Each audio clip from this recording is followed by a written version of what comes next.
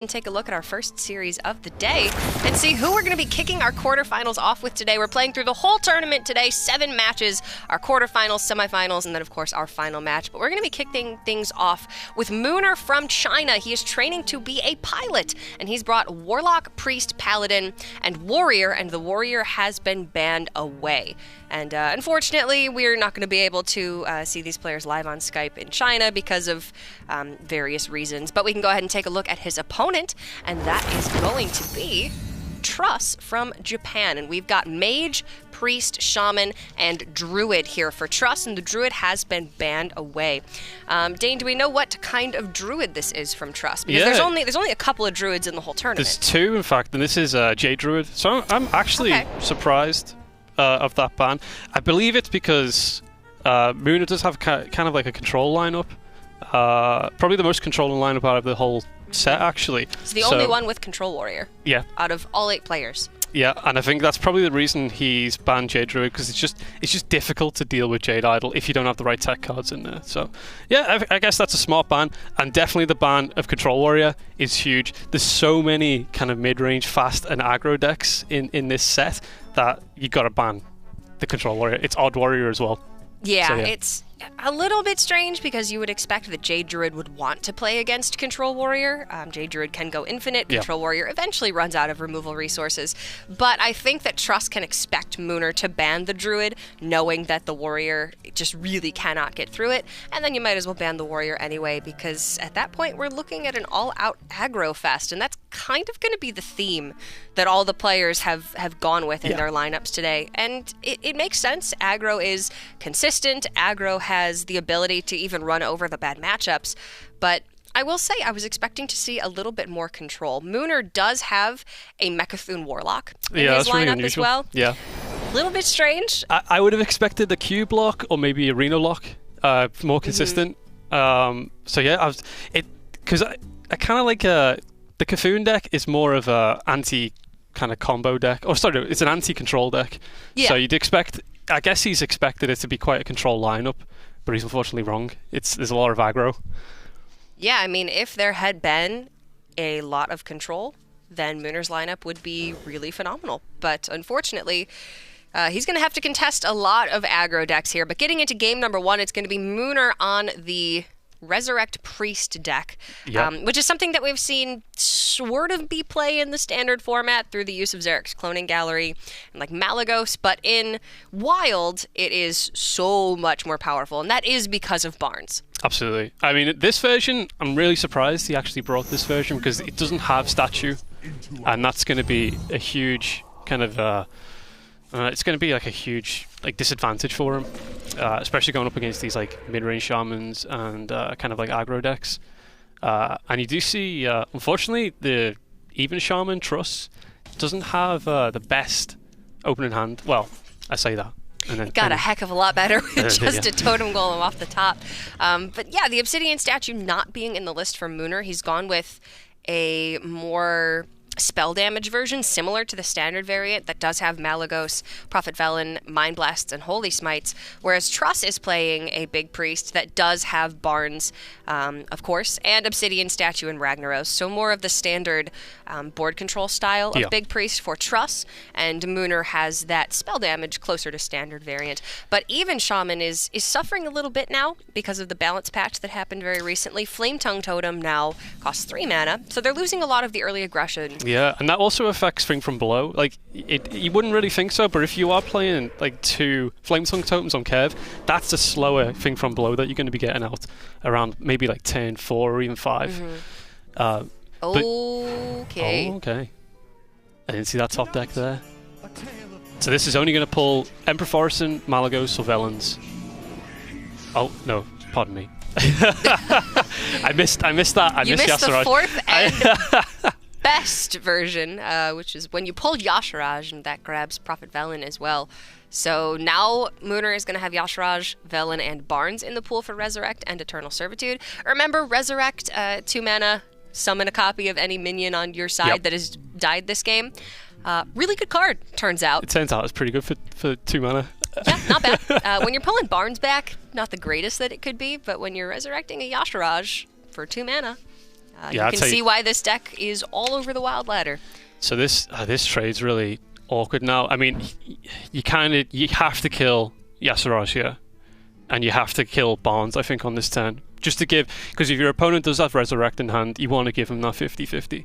So I think it might just be, it doesn't look good, but maybe a Jade Lightning on the Barnes and trade away the Yasiraj. That means you are leaving up a Velens on that turn. Playing against Big Priest does consistently feel bad. It does. Because you're forced to make these decisions where you have to kill the Yasiraj on the board. Yeah. If you don't, it's going to pull more minions from the deck. But how realistic is it ever really to hope that they don't have a Resurrect or an Eternal Servitude? Yeah. They always have it. You got to be really, really unlucky.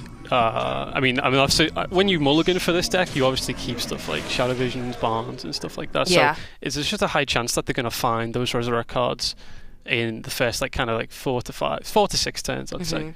I mean, Barnes is so important that Spell Hunter is played a little bit in Wild as well, and players are playing 2 copies of Master's Call just so they can have it on turn 3 to guaranteed have Barnes on turn 4. Absolutely. That is how vital the card is to this deck. Without Barnes, the deck is going to be a lot slower. It's going to be a lot more similar to the standard variant, where you have to wait for Shadow Essence to really get your cards going. But you can see here, Truss just... what's he supposed to do? Yeah. I mean, yes, the Even Shaman can run Hex. You run Devolve, but you don't beat that board on turn 6. It just doesn't happen. Even Shaman, you need to get like a really good start against that sort of deck, and then just hope that they don't have that early Barnes or kind of Shadow Essence. And unfortunately, a Devolve probably wouldn't have done it either. And I know that deck doesn't have Hex there, so he's a bit in a bad position there. Devolve is great against minions that have been buffed and started small. But against 10 drops and 9 drops and 8 drops, you're still left with a board of big stuff. You're kind of hedging your bets there and praying for, like, what's the worst? Dragon Hatcher, that's the worst 9 drop, isn't it? Yeah. Yeah. Even though that's got synergy, pulls Malagos.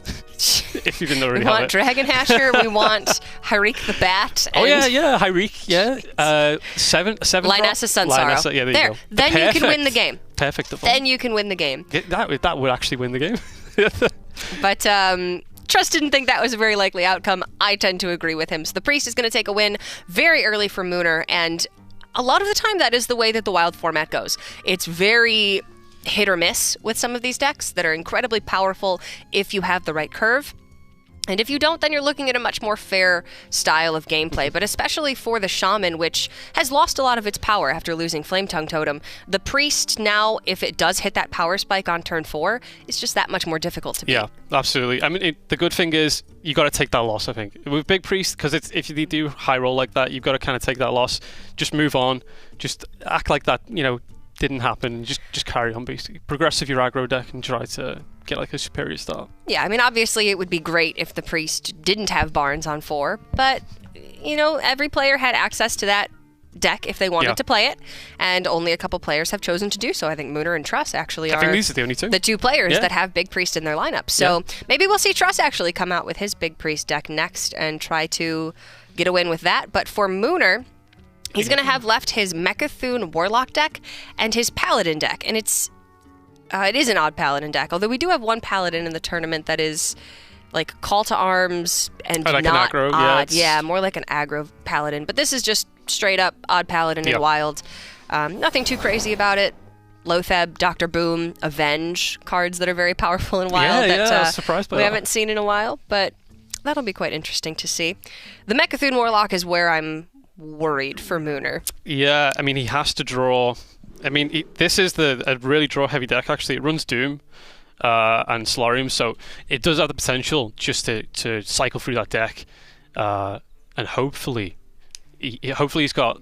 You just have to get the right part, the right piece of removals on curve while cycling. And with Even Shaman, I think he's got a better chance of doing that.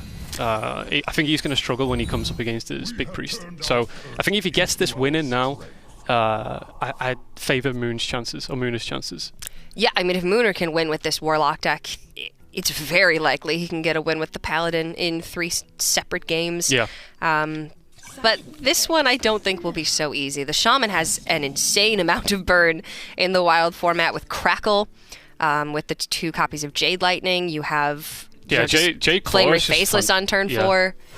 this Crackle's it's such a polarizing card because it's potentially 3 to 6. It's really difficult to play around for your opponent. So I mean, with Mooner, he has to be really careful with his health total because his heals are, you know, mixtures and a few like sacrificial packs and stuff like that. So no Reno, but you know, there's stuff like Zilax as well, which helps out. So you just have to be a little bit careful with his health total here.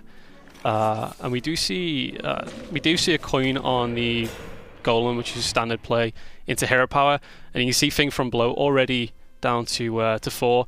Now, like I say, with the nerf to Flametongue Totem, normally you'd get that out fairly quickly. So it'd be interesting to see over the tournament, because there's quite a lot of even Shamans being played, like how like consistent it is to get that out between like turn 4 and 5, I'd say. Yeah, I think Think from Below, prior to the Flametongue nerf, you'd want to see it out for 2 mana pretty much every time.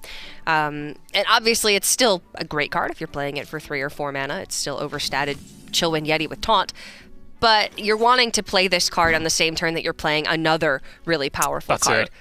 Especially if you're against another mid-range deck or an aggro deck, you really want to get that out quickly. If you're playing against like a controlling type of deck, you don't really care about the reduction too much. You can just save up a nice sizable hand and then just like flood the board.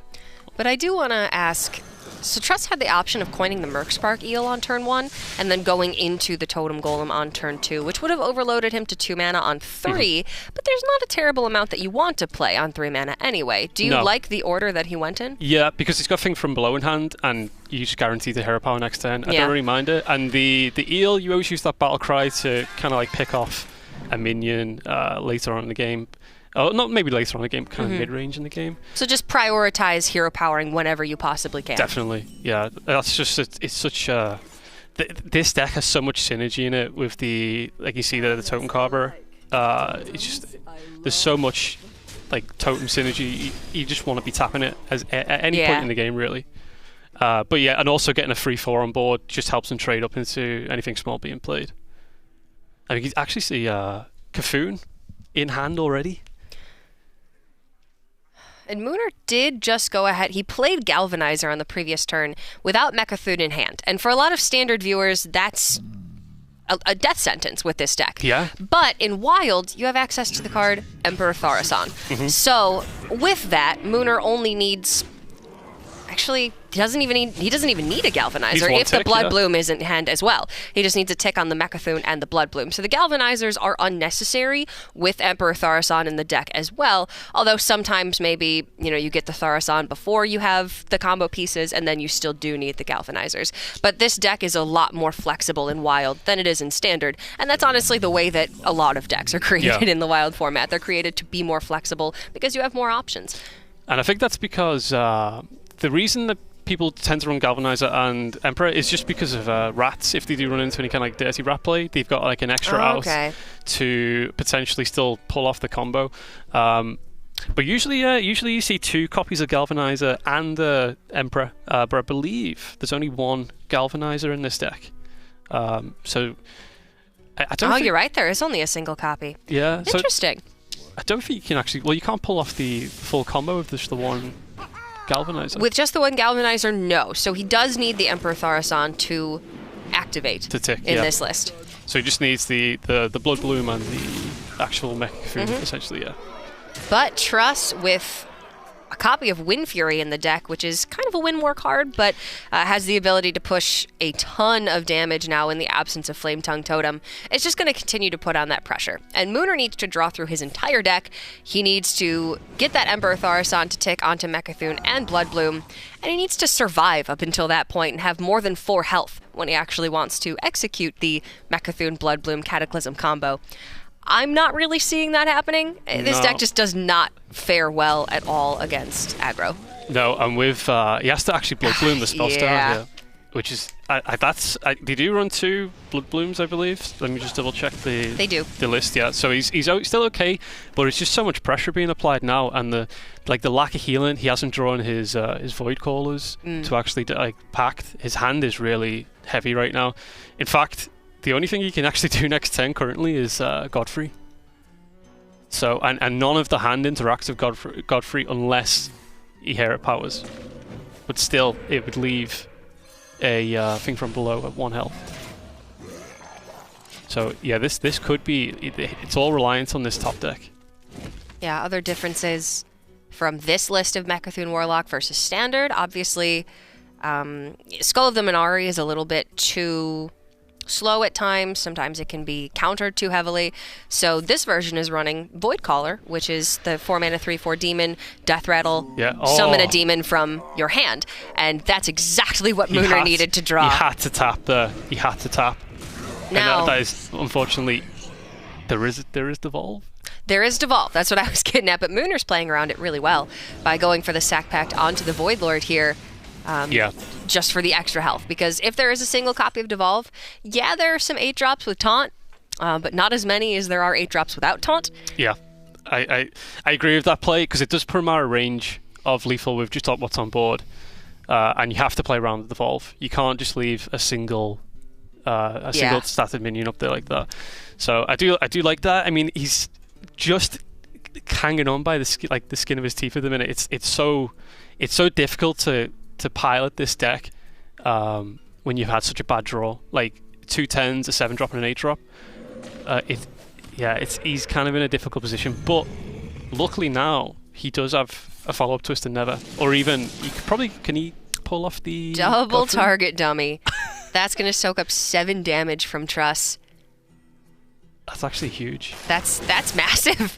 There are quite a few 0-cost minions in Wild. Snowflipper Penguin, Wisp, Target Dummy. And the cute little Murloc.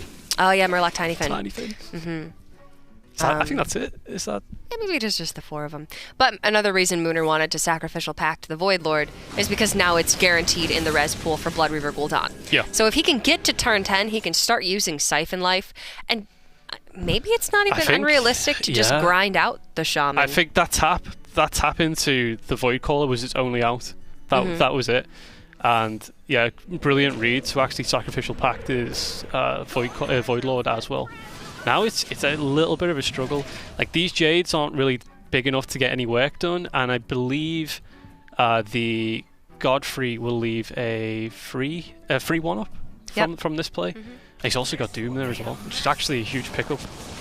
Yeah, I mean, Mooner is managing to work his way back into this. And again, Truss still has 2 copies of Jade Lightning, 2 copies of Crackle in the deck. There's a ton of burn left. There's still the Flame Wreath Faceless. There's a Lich King at the top end. There's a bunch of big stuff that Truss can draw to get the job done. But the Even Shaman does at some point get to this state of the game. Stabilization state, yeah. Yeah, where they're having to top deck for their resources. Yeah, that was so close for Mooner just to pull that off. And yeah, you got to go face here. There's no trading up. It's just that he's kind of playing. He's got a choice here of playing Doom or the actual Death Knight, and that could be game over if he goes for Death Knight. Yeah, Gul'dan very likely gets punished by second Devolve, but he's seen one Devolve already. Yep. What are the odds that Truss has the second one? I think that Mooner has to go for this play. This is the winning line. Doom is, maybe still gets him there. But now with Devolve and Crackle, this is probably going to be game. He's got a 3-drop, a 6-drop, and an 8-drop, and this needs to be Taunt City. Wilfred Fizzlebang! Oh no, it's Wicker Flame? Wicker Flame Burn Bristle. No, that's right. It's not Wilfred Fizzlebang. This is so unlucky. Jeez. There's a bunch of weird named stuff in Wild. You have to crackle that. He's got a rag as well. Oh my god. I think you have to crackle that. I think to stop the heal. Oh, the Master Jouster can trade over the Fire Elemental, and now Mooner's going to be healing for 3 every turn. That was Truss's one chance. That was so unfortunate. But Rag might just actually take this game out now. Wicker Flame Burn Bristle. Why, I never. That was a real unfortunate Devolve, sorry. I was expecting maybe like an 8-drop taunt. I didn't even think about the 3-drop potential with that. There's not a lot of 3-drops with taunt, but it's the lifesteal. I mean, that was just about the perfect one. I think that Truss has been pushed out of this game, and this is a matchup that is so unfavorable for Mooner. Yeah, I mean, it was a beautiful tap into that one point in the game where he got the Void Lord, Void Caller into Void Lord into another sack pack. That was brilliant. That was his only out because his hand was so clunky. But yeah, Truss has been really, really unlucky with that devolve. I can't see a way back from this. Even Shaman is a deck that was so popular on ladder in the month that these players were playing to qualify for the Swiss rounds to get to this tournament. They had to finish top 100 on ladder in their respective region, play through the open qualifiers, and finish top 2 in their region to then qualify for these finals. And Even Shaman was everywhere. I'm sure a lot of these players played Even Shaman to finish top 100. But since then, Flame Tongue Totem having been nerfed, the meta having changed accordingly, it's just not as strong of a deck as it was. At one point there, Mooner was down to about 6 life. Maybe Truss could have had that 6 damage with a Flame Tongue Totem in the game. Yeah, it's one of those cards that early game, it's very hard to punish it, because if you get a couple of tokens up, play the Flame Tongue, then you're in a lot of trouble. It just pushes that little bit of extra damage. Well, Mooner's currently up 2-0. Truss needs to win this next game and then win 2 more to take this one to game number 5 and potentially win the series. Remember, we are playing single elimination. So if Mooner wins 1 more game here, he will be moving on to the semifinals to play the winner of our next series, which is Dr. Jikaninki versus Yarla. So we're going to take a short break. When we come back, it's going to be game number 3, and we'll see if Truss can mount a comeback.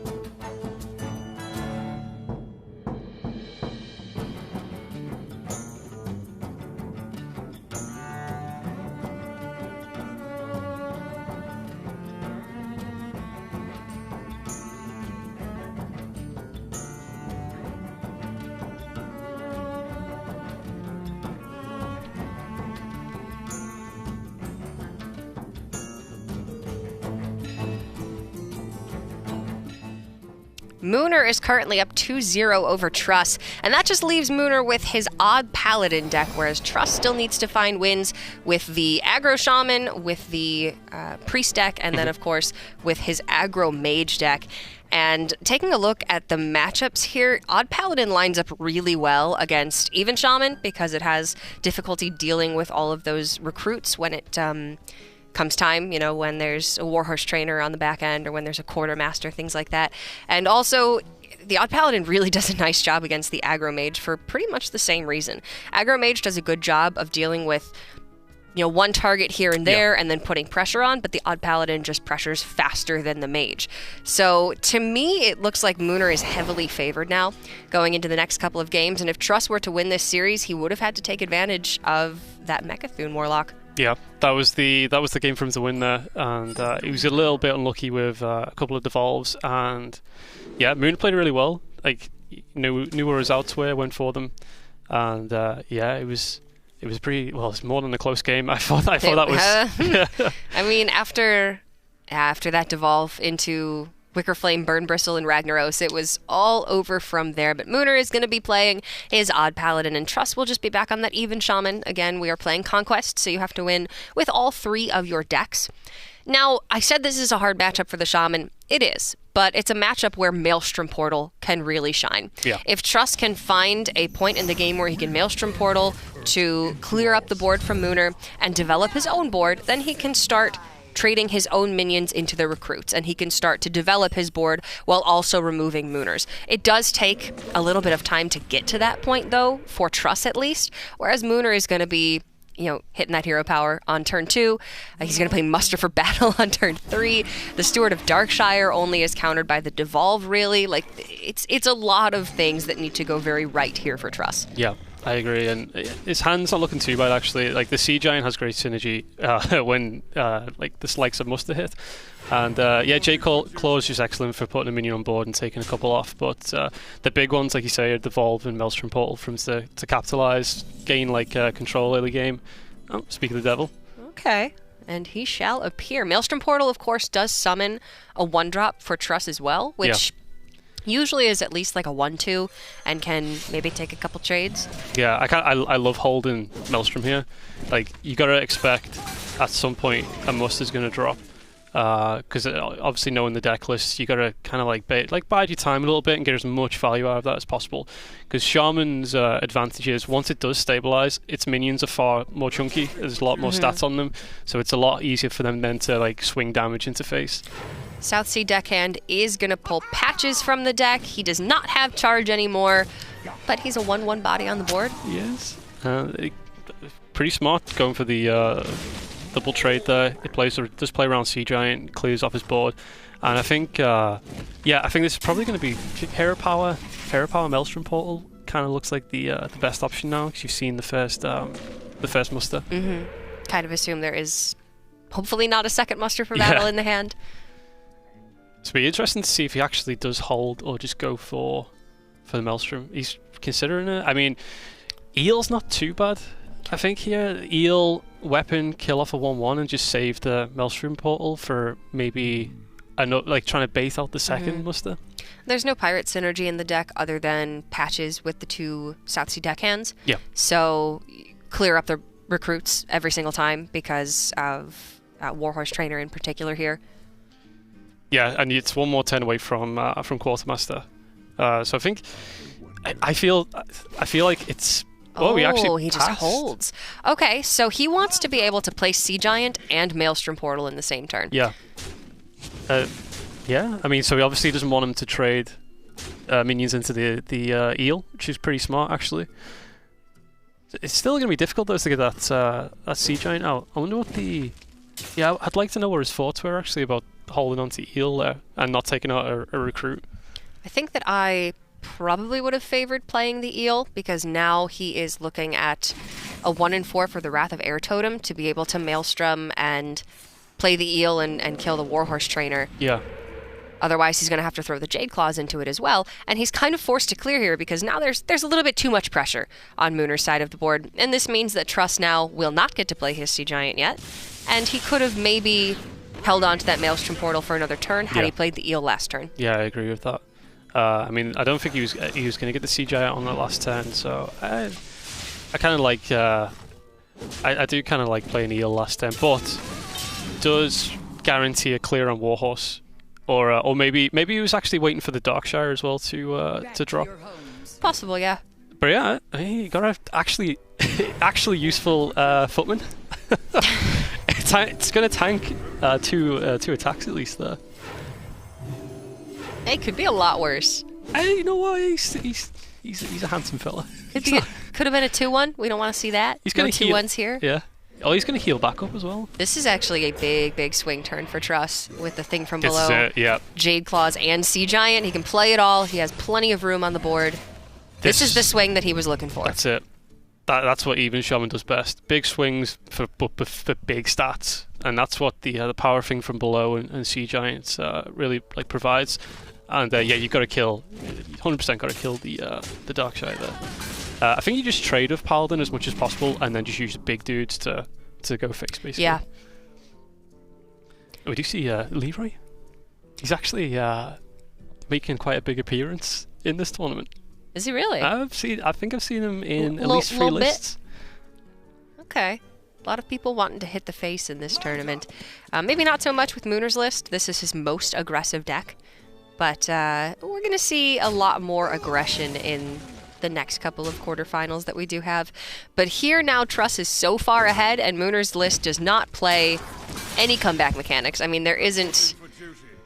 Jeez, what can you... Yeah, Shrink Ray, I guess. 5 mana. You can't play Equality and Consecration in Odd Paladin. There's not a whole lot of comeback stuff other than, like, you know, Stonehill Defender into Sunkeeper Terram, but there's so many better options in Wild. You're not playing Stonehill. You have to like really dominate the board early game, and then dictate the trades for like future turns, and then progressively like buff your recruits. But unfortunately, yeah, Truss actually got a decent start in hand. Like the Jade Claw's perfect, the Mud Spark Heal, and the likes of, he hasn't used Evolve yet, but the likes of Evolve and Maelstrom Portal, key cards in this matchup. Yeah, he picked up the removal exactly when he needed it. Had he not found Maelstrom Portal in this matchup, had he had a heavier hand that maybe had like the Lich King in it, or again Greymane, just some minions that don't do a whole lot in this matchup, then we could be seeing Mooner in a very advantageous position. Whereas now it looks like Truss is going to be able to finally take a win with his Shaman, and at the very least send this series over to game number 4.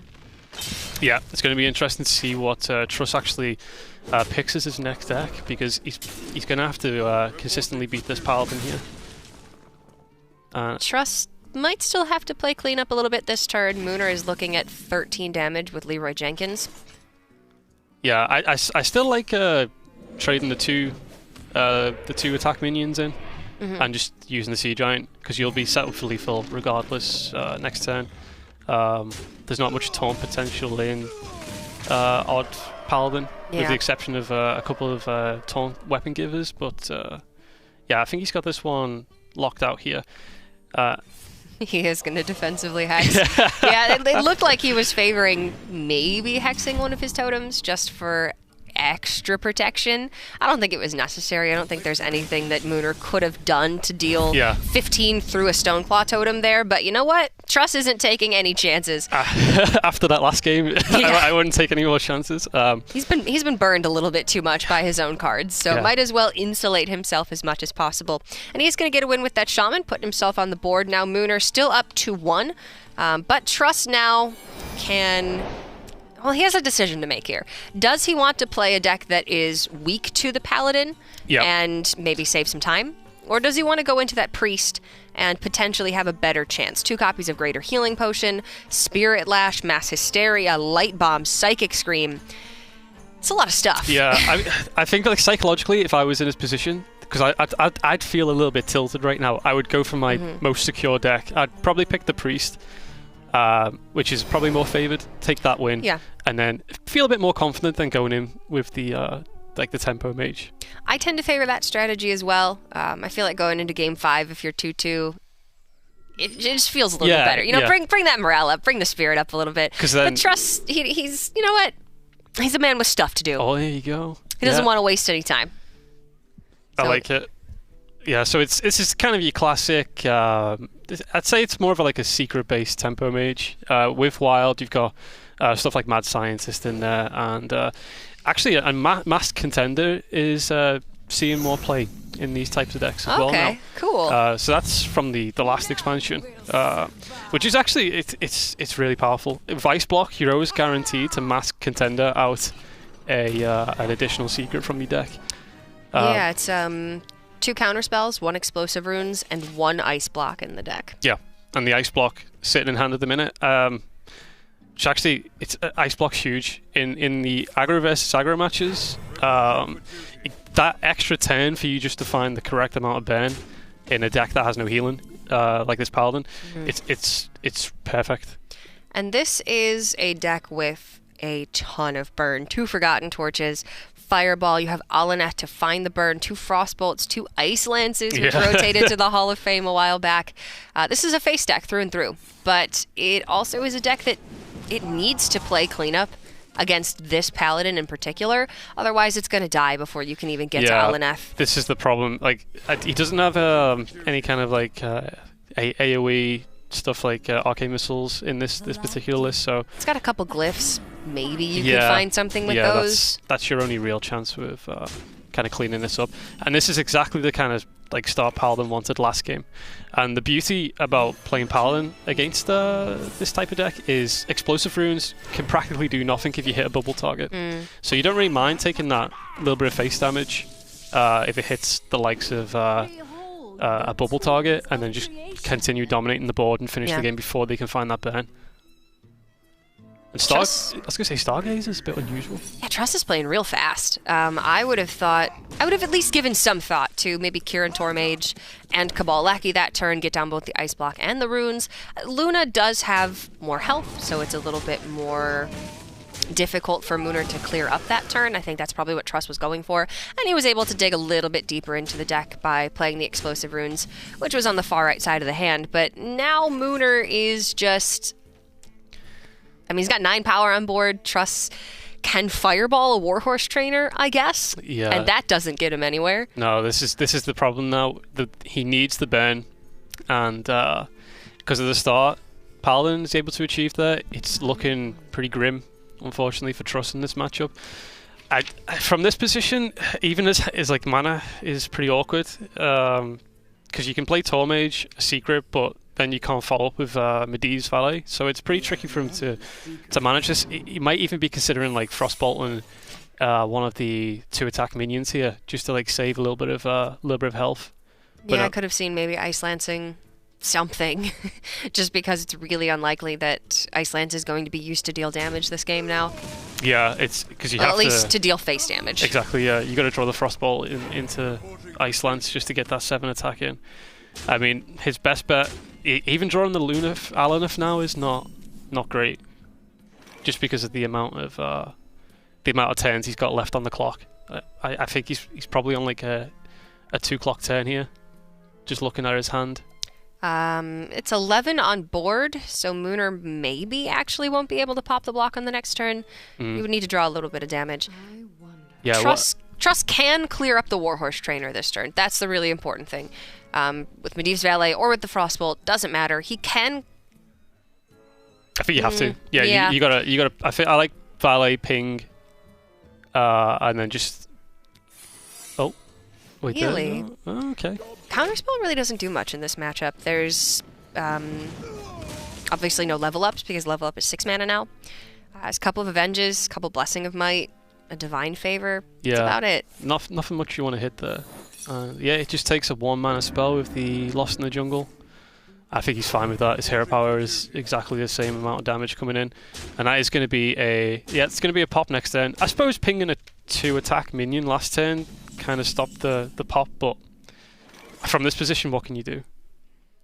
It's looking like nothing, unless Truss finds Primordial Glyph off the top, picks up like Frost Nova or Blizzard or Flame Strike even wouldn't clear the board entirely. Quarter Creeper would still be up. Something to prevent damage entirely on the following turn. Yeah, but even then, Truss needs to still draw out of this situation, and it. there's just nothing in his deck for him to draw into. Yeah, it'd have to be something like you say, Glyph into Frost Nova is probably the best. We can't play anything of value next turn. Like Glyph into Blizzard, into Glyph, into Blizzard. Yeah, and then into Paladin. Yeah.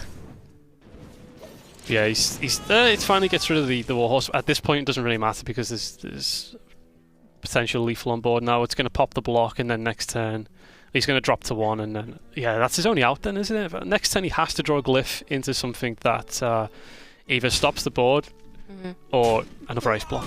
And even then, Mooner has 2 copies of Vine Cleaver, 2 copies of He's got Dr. Boom as well. Or he's got 2 copies of Muster Battle. He has Dr. Boom as well. There's still a lot here that he could pick up that would end this game, even in the face of a Glyph AoE out.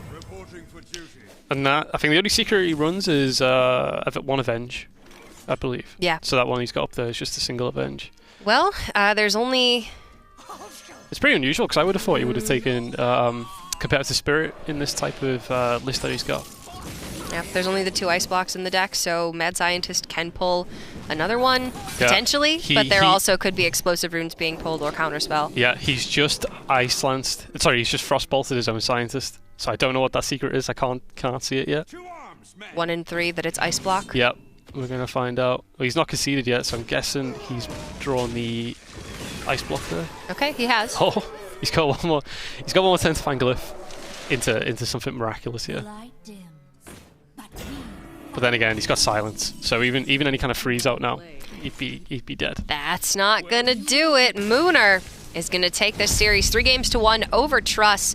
Truss was finally able to pick up a win with the even Shaman, but that odd Paladin that Mooner had waiting in the wings was just too good against the lineup from Truss. And that aggro Mage is incredibly powerful. It can be really good against control decks that just can't keep up with the amount of damage early on from all of the secret generating cards. But, Odd Paladin is just one of those matchups where it's really difficult to win. Yeah, super hard to deal with. Just that continual generation of 1/1s. Your ping can only deal with so much.